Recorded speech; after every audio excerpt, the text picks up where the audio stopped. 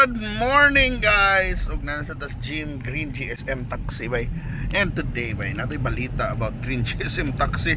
Kaya nagipasakahan og kaso ang LTFRB og ang Green GSM Philippines mantingali sa United Taxis kanang mga kuan, kanang mga taxi operators diri sa Sugbo.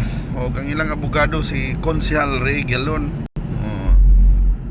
Mao ni kay kuno unfair kuno ang gibuhat nila. Pero ang tanaw nimo sa comment section karon daghan magpabor sa EB. Ang katong mga uban na murag troll mulaban mga taxi matabangan man. Kay mao lagi kay nakasuway naman sila. Nakasuway na sila sa EB taxi na exactly pareho rin siya presyo sa white taxi, pero mas malipay man sa serbisyo, bagong unit, bugnaw, limpyo, o para nila patas ang fare. O labi na kumubok ka kay baw naka-range sa imong fare ba kay ihatod karon kuno namang gihapoy pakyaw god na mga mafia ka ng mga mafia na taxi ba na kuanon ba na kunoy mga storya ka mga pariner na presyuhan og dimao o ano bang presyuhan na kuno toy kuan na padung na siya asa to ya 10,000 may gikuan murag gipangayo na ini atog asa to tops ba to unsa pilay gipangayo sad kanang kuan ba na kuan na importante bigod kining transport sector sa ekonomiya, sa turismo. For example, di ba ng mga turista daghan kita ang Cebu sa gitag market na mangari ta res Cebu are nindot imong airport. Paggawas mo sa airport, unsa maka mag-taxi man ka.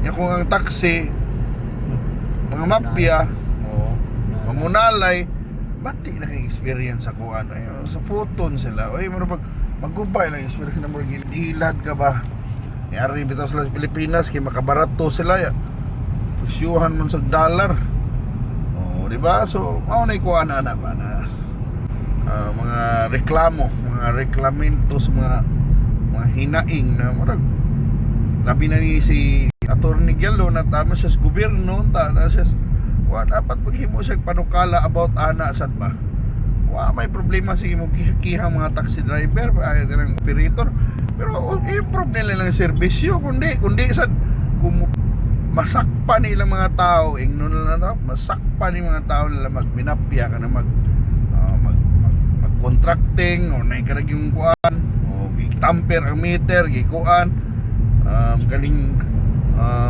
unsa pa na kanang malagi na kahadloko ng mga pasahero and then dapat tangtangan sila prangkisa sad hanaon na lang sad para patas matod palagi dito sa komentaryo ba na daghan ko nung gikan kaning mga Green GSM daghan na ni gikan na sa taxi mga buyago na kuno kay bawro sa mga diskarte pero ang nakaapan man naka-diferensya nila kay kung magboko pwede man ako i-1 star ni Slinmar pwede man ako i-reklamo suspenso sila mawada sila trabaho di ba patawag sa subsina di sila padraybon di ba pwede man nimo i-1 star o pwede man nimo i-rating or pwede diligay 1 star kung nakay-reklamo automatic makareklamo ka sa app na pagbahaw ning tae ni ang driver nagutot man kanang kuan man hubog man ni kuan ba kanang may klarog naong kanang ana ba pwede ka mo report na kung sa operator nakatawag rin kas ano yung mga operator unsa na diha mo kuning og kuan na mga ako basakay sa kugway taxi nagkanon sa tarong diha ng mga driver manginabuhi irasad pero waman sila kumbuto na naon mo sila may reklamo ang trabaho or manghapon sila na para nila waman nila ang operator ni piyait kunuhay pero mga taxi driver padayon man gyapon ang kinabuhi nag-drive man sila daghan mo sila diskarte na sila radio. Na sila na sila mga grupo-grupo, silo-silo. Di ba? Mama na sila mga Facebook group, mga chat-chat, ya. Apan lang sa chat-chat. Mga hayo lang sila extra ka mga 50 priority booking. Ora magdahay sila booking pay, extra ba. Hinoon, may gumatag, iba na yan, bawal na. Hinoon, pareho naman is GSM na booking fee ron. Kaya nga, mulangoy man sa gugka. Tayo magpakuha, yan namin dire. Pakuha at tumas waterproof. Ako sa butana, pero wow, lagi usahay naman sa excessive yun ba? Di ba? Mga extra. Kani booking pila di man sa driver maadto mas GSM. Di na. So di man na kuan Pero ba ni ba na karon ba mas maayo na kuan ramos ta. Mas maayo na ron ang kuan. Daghang choices ang mga tao ba. Katong mga fear sa una daghang gigiyaw-yaw na mag-traffic kuno. Ay nayo si pila ka book GSM nang abot. May diferensya traffic. Wow, gyapon. Na mara pagpilar man 600 oy mo lahi tingin mo 60,000 ka buok GSM ang manood ka na tingali lahi ng istorya pero 600 ra or 1,000 ra oy pero mao lagi na kanisang sa mga operators buhong nabiya kaysad sila ako pa nila mana compete sila unsa man lang pag-compete improve nila yung mga auto di ba? Ikuan nila.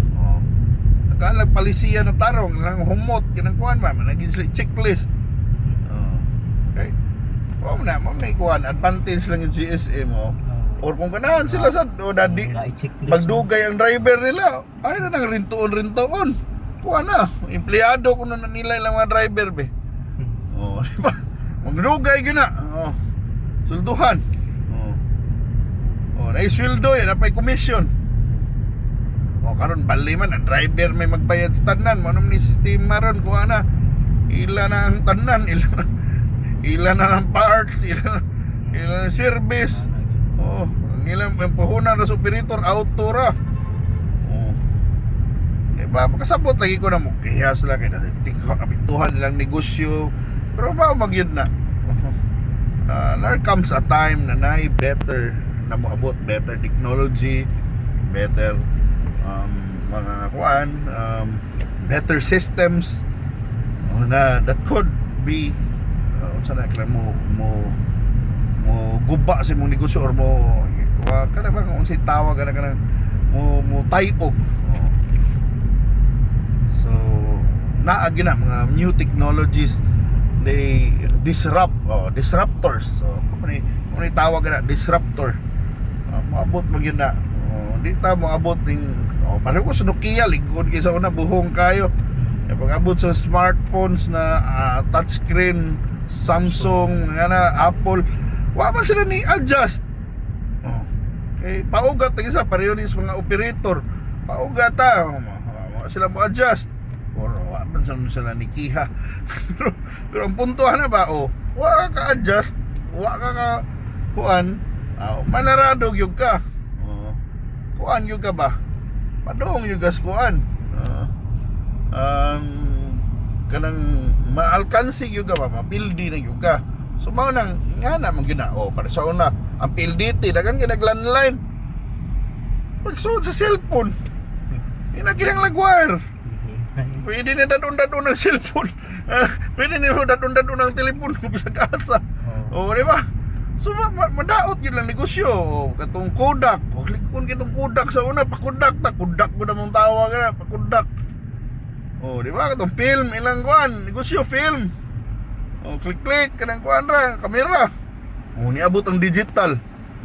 Hantod gid niabot na sa cellphone ang kamera. Piti sila. Oy mao mo ginay pasabutan na ba na ginay mo disrupt nimo. Mana mo adjust ka, mo compete ka, makita kag paagi. Dili ka nagkiha-kiha unsa legit man. na mura man tagtong ang merkado ni decide naman na nakauyon sila ani. So dapat mo learn lang ta what sa may nagustuhan sa mga katawhan. Oh, di ba? Lahi man gini sila sistema ha. Sa iyang ganahan na ning EV. Kaduha ka ning EV, kalimbawa nila nakuha na emphasize kay ba na employees ang mga tao ani sweldado. Ilang birahan kaya ang EV ko no kaning GSM foreign entity o nilang akusasyon. Pero di ba na foreign entity kay kuan man ni nahimo na ning Pilipino katong kumpanya na Green GSM Philippines Pilipino na. Pero mao na ang punto ba, but they're giving jobs. So ang economic impact ba na nakatrabaho. Di ba na kuan nilang kinabuhi. Kuan sad ba? Palabiyon kitang Linmar des ahong sorry. Larang chupadidos. So mao na guys ang atong gamay na bansay-bansay og tapi paghinabi ninyo karong buntaga. Salamat sa pagtan-aw pero pag nindot gining dito is boy. Ito nga rin dito is boy. Kaon niya tapon dito is day. Thank you so much for watching. Bye.